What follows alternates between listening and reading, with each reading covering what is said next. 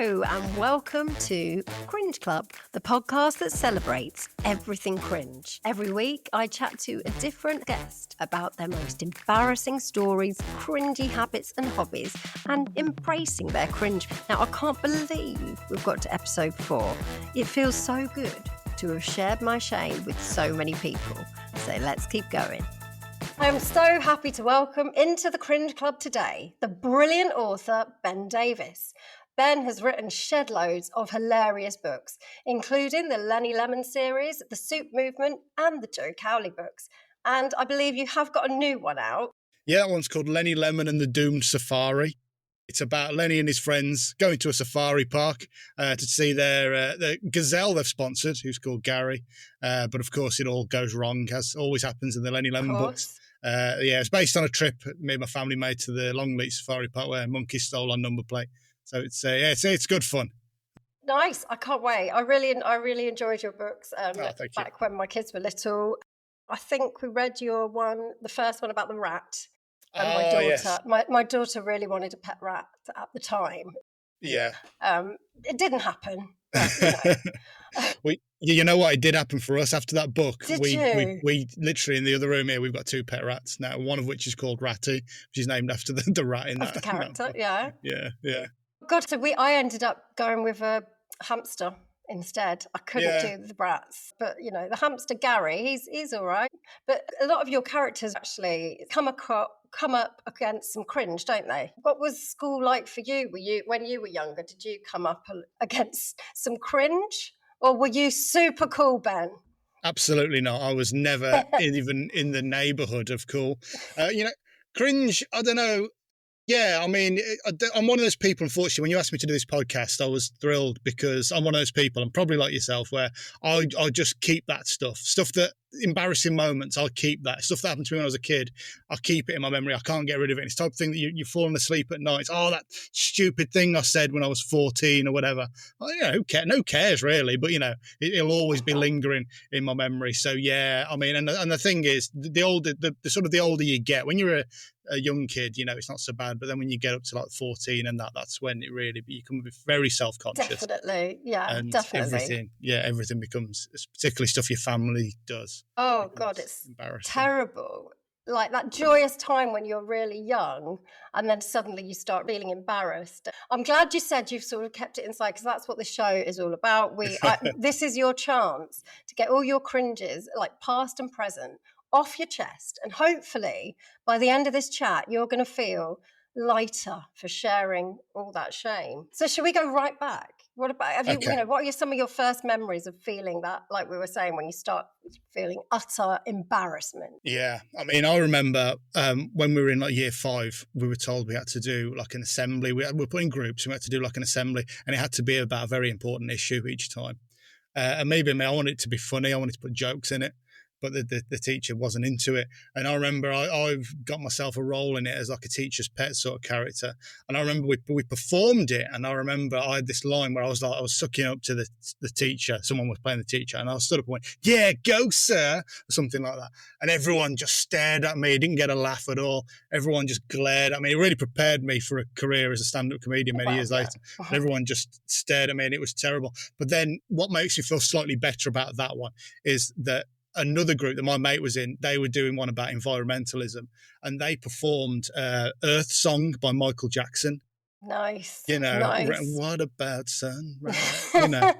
And so at least I wasn't in that group, because that's the type of thing that would keep me awake at night. Did they think they were really cool as well doing that? They did, yeah. That's the problem. All that. Did they think they were in 5A, class 5A? I think they did. From the Lenny books. Yeah, absolutely. That's the thing. I think I used to like drama when I was younger. So I thought I was cool at the time when I did stuff like that. But it's when you look back and you're like, oh my God, what the hell? Was I thinking? We're embracing it now, so it's all good.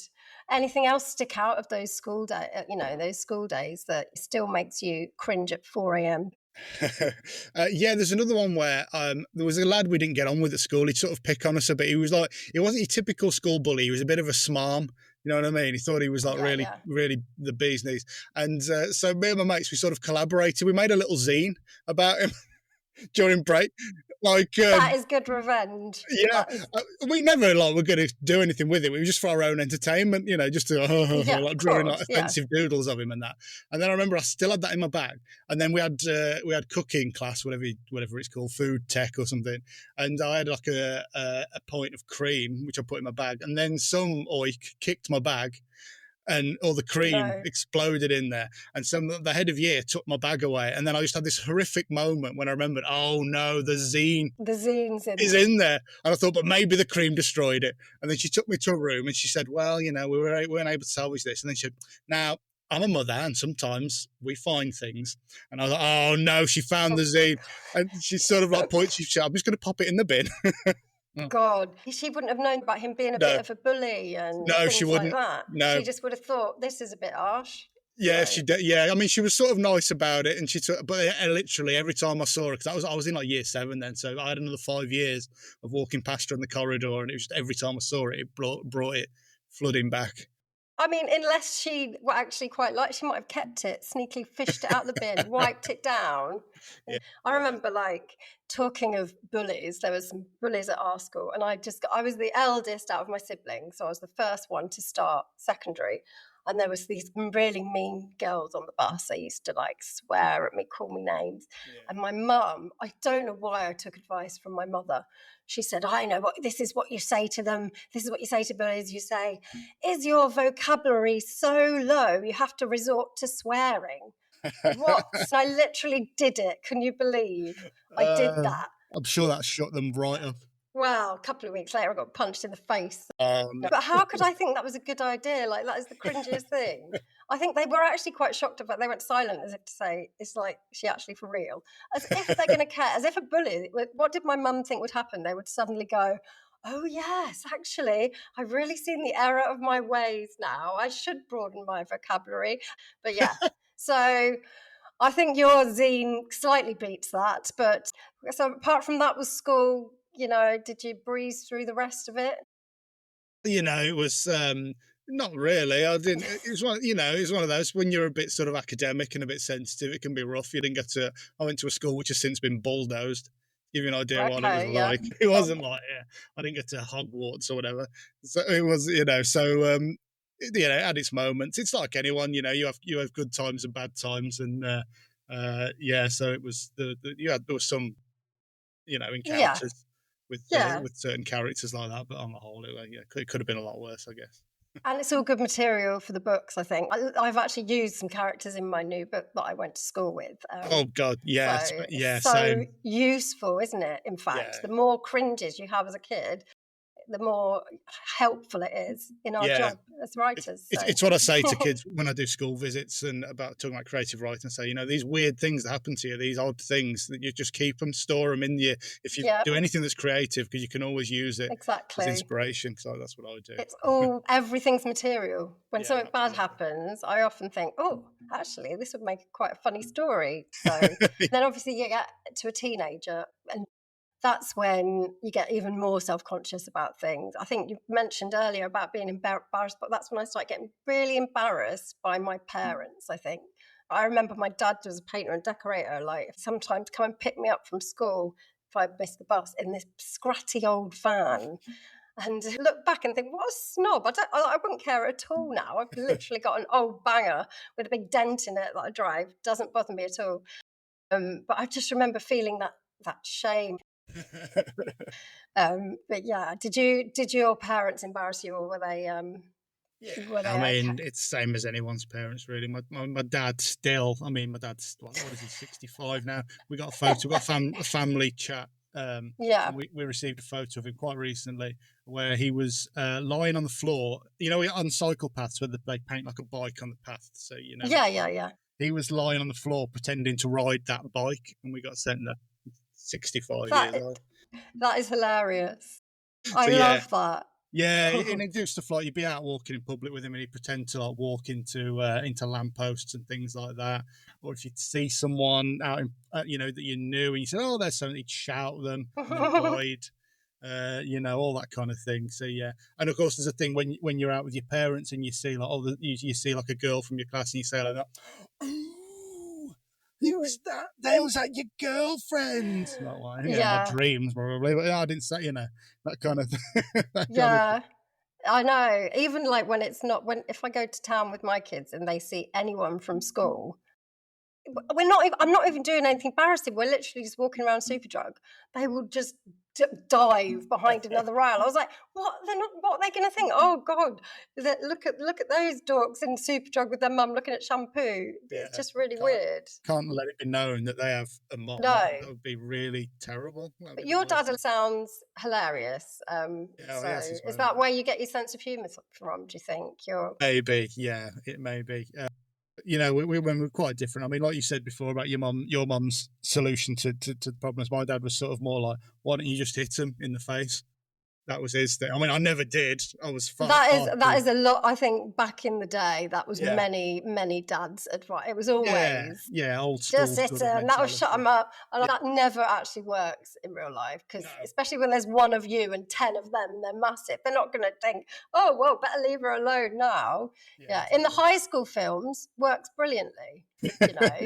But in reality, kids are brutal, and they would not have cared about a little blonde kid trying to whack him on the nose. I don't think I've ever punched anyone, actually. No, I haven't either. I mean, listen, I'm tempted day to day, but I never have. No, I've just thought that. No, maybe most people haven't in reality, No, I mean, it's someone. It's a dangerous thing to do. But I mean, it is. My family as well. It's always the men in my family. My granddad as well. There's this legendary story about him going back. I mean, none of us were there for this, but it was just him and my nan walking down this dark alleyway to get home on Christmas Eve, and he'd been refreshed. He'd had a few beverages, and he stopped off at this dark alleyway. And he went, he said, Gene. He said, look at this hedge. He said, look how they've trimmed this hedge. It's shaped just like a man. And of course, it was a man. He was just patting a man in the dark.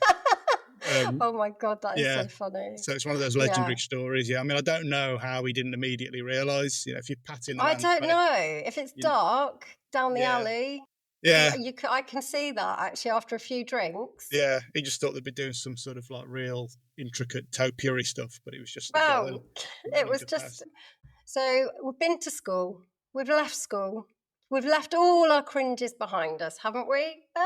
Or has grown up Ben, you've maybe finished college, finished school, got your own flat, bought a set of pans, you got it all figured out. No, not really. Because I then made the mistake of going into the world of stand-up comedy when I was literally like 21, which just seems ridiculous to me now. Because 21-year-old just seems like a baby to me now. So young, But what could he possibly have to say? But so there were many cringe moments. I mean, it went well more than it didn't go well. It wasn't that bad. I did it for about 7 or 8 years. So wow, that's quite a good run then. So was it before your postman days?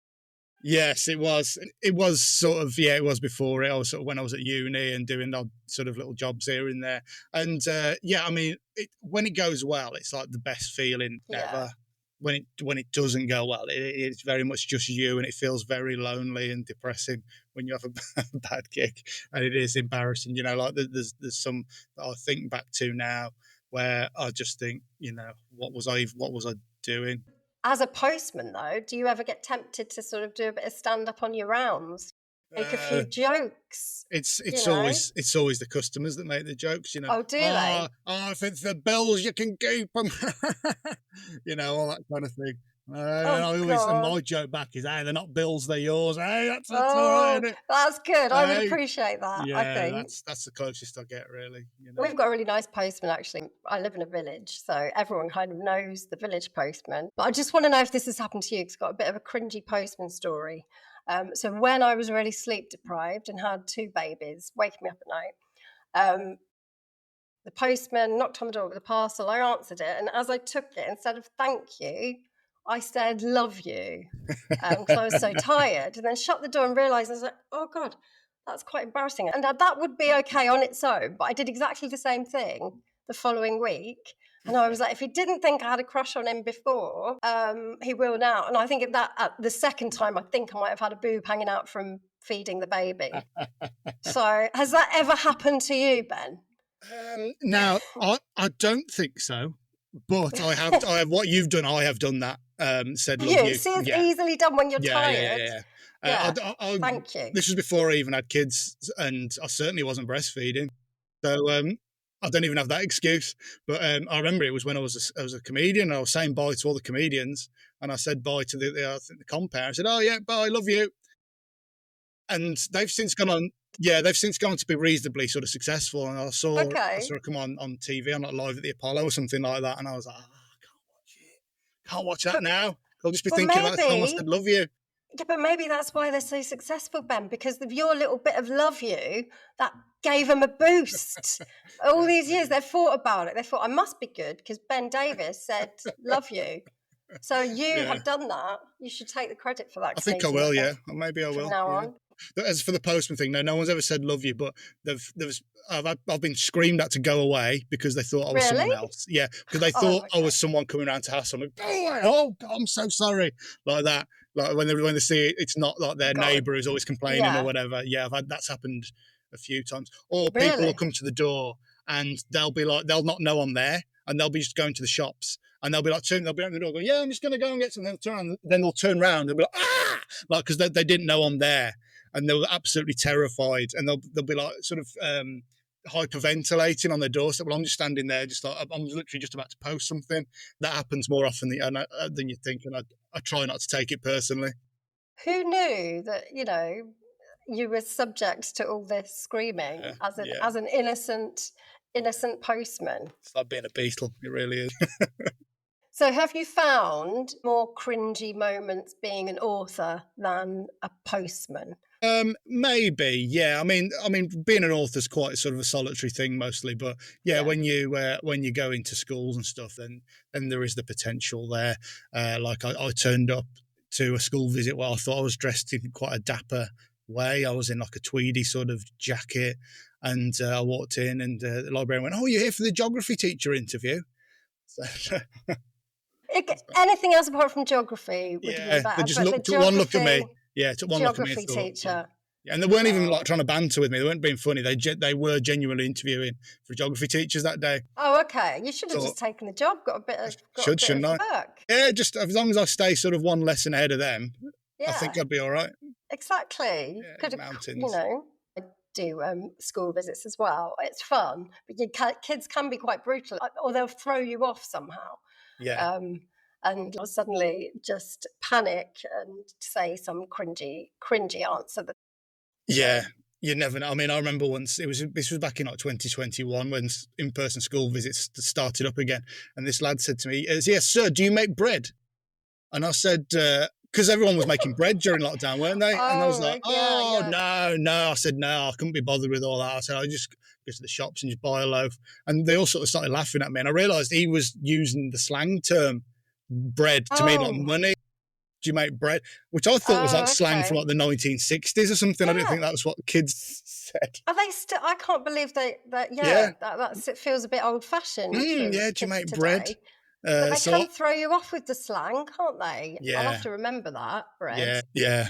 This was back in 2021, but yeah, apparently they see, I probably moved on by now. With Skibbity Toilet, because this was a few years ago. I do an activity where we have to name a beast, and someone said Skibbity Toilet, and I thought they'd made it up. So I wrote it on the board, took all the pictures and everything.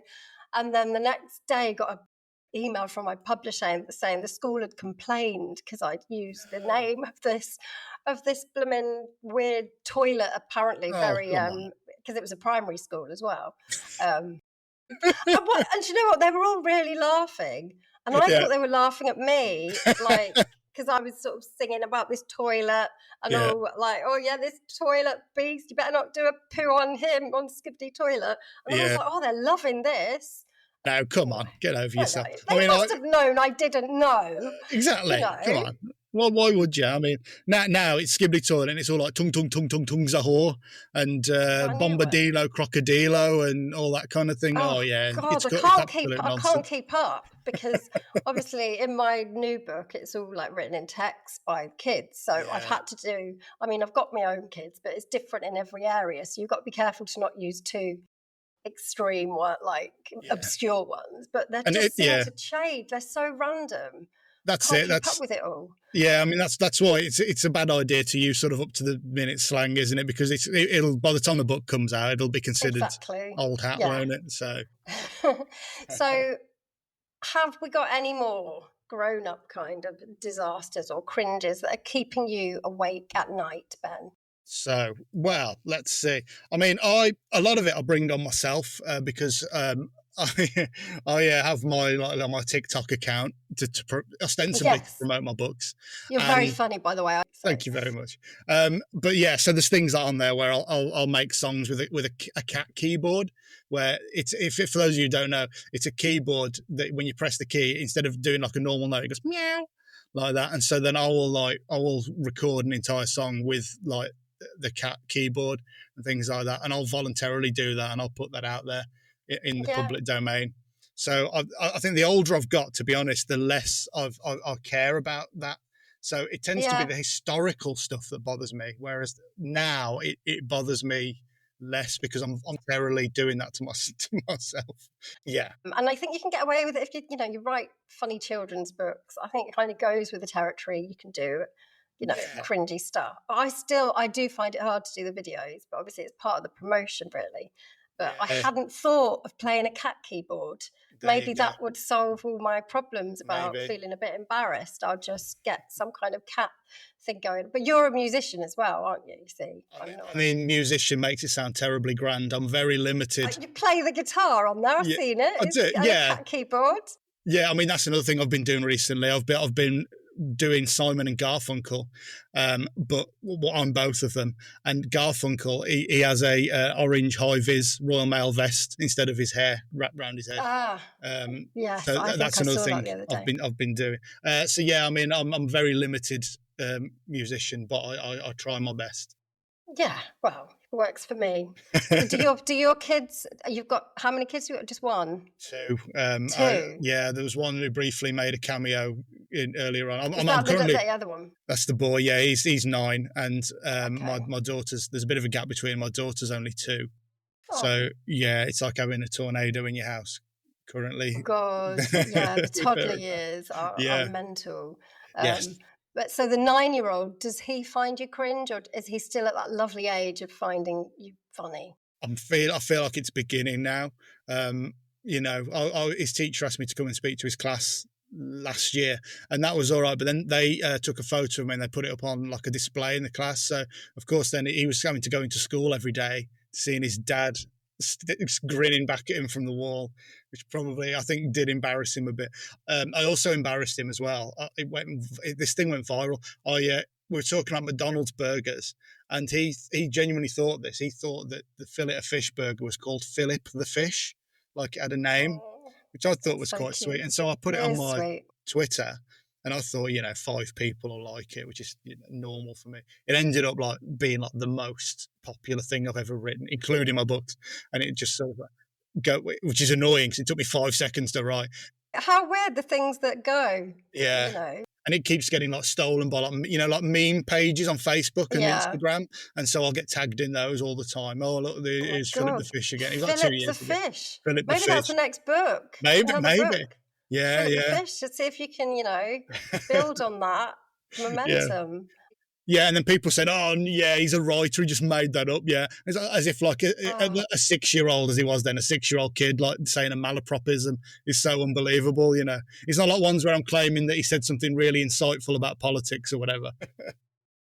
Yeah, well, that's good. Yeah, because you might, in a few years, it might be different. But I'm getting the eye rolls and don't quite find me as funny as they used to, which is quite annoying. But when you become a parent, I think that can open you up to more cringy things, especially when they start school and you're having to. It's almost like starting school yourself, I think, isn't it? Yeah, it can be, and there's the politics that goes along with that, and the cliquiness that can go along with these things as well, which I try not to involve myself in.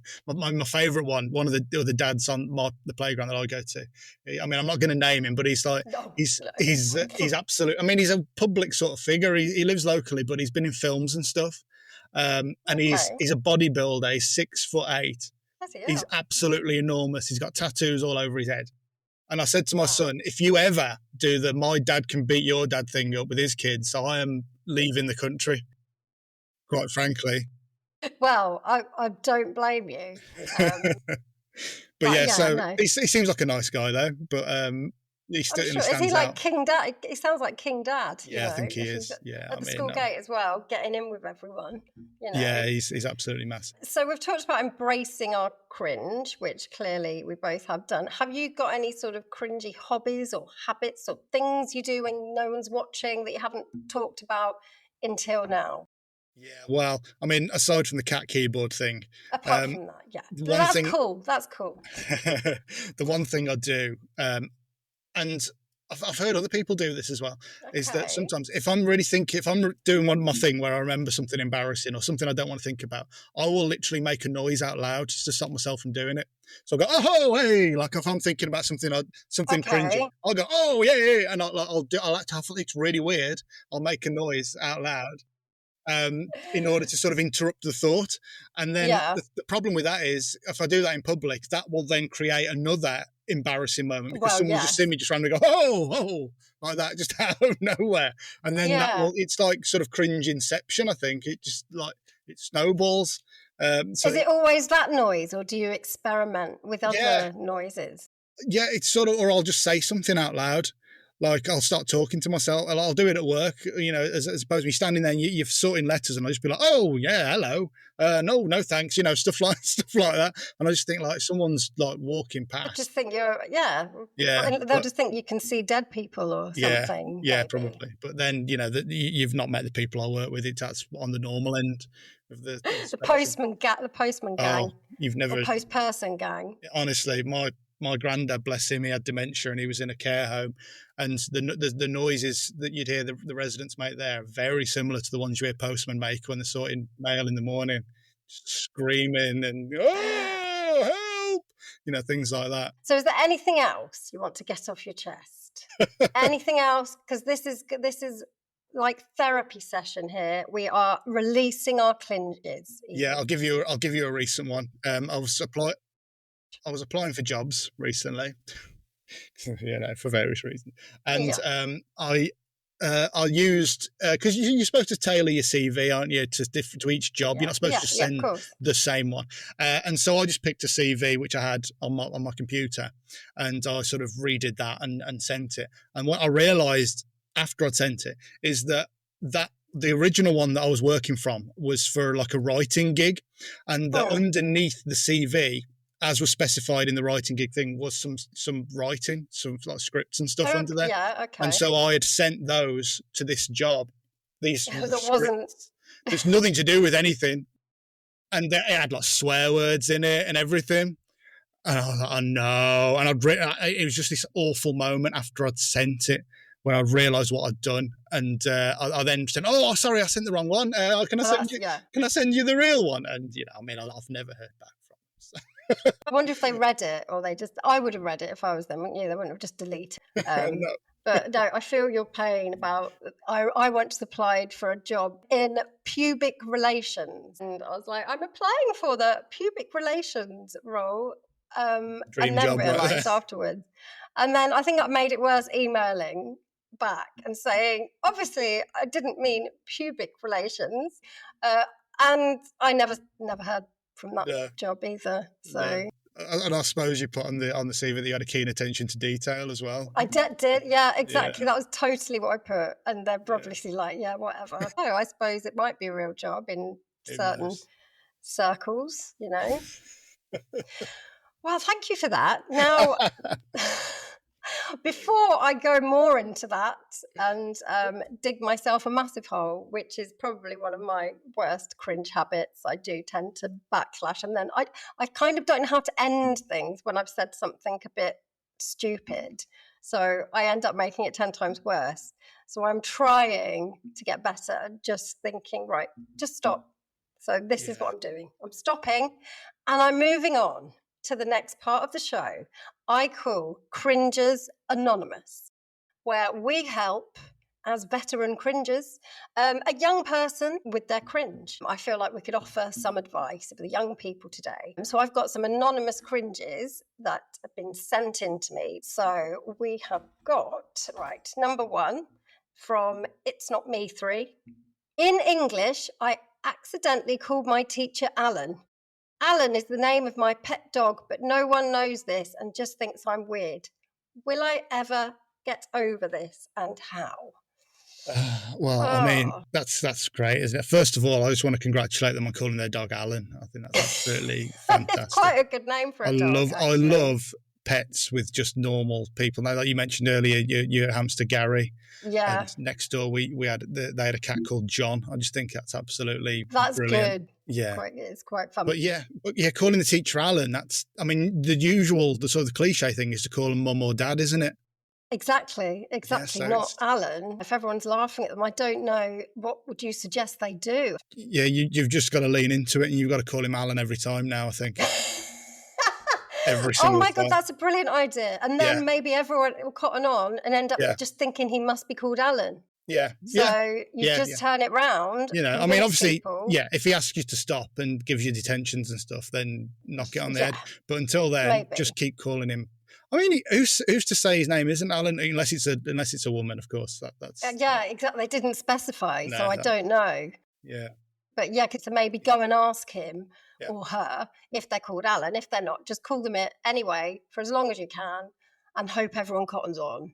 So that's good advice, I think. I don't know what I'd do. I think maybe I'd try and just call everyone Alan, as if it's some kind of, like bro or something. Just sort of, I'd maybe try and convince people it was just my thing. Just call people Alan. Like, hey, Alan, you coming down the shop? Oh, cool story, Alan. I think that could be an option as well. So my dad, who we mentioned earlier, his name's Alan as well. Is he? Yeah. He's not Alan Davis. He's not Jonathan Creek.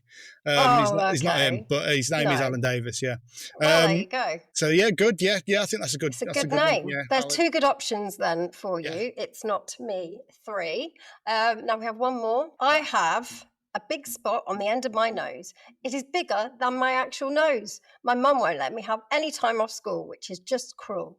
How do I get through school with a planet-sized spot on my nose? Any advice for that one? Now, that's tough.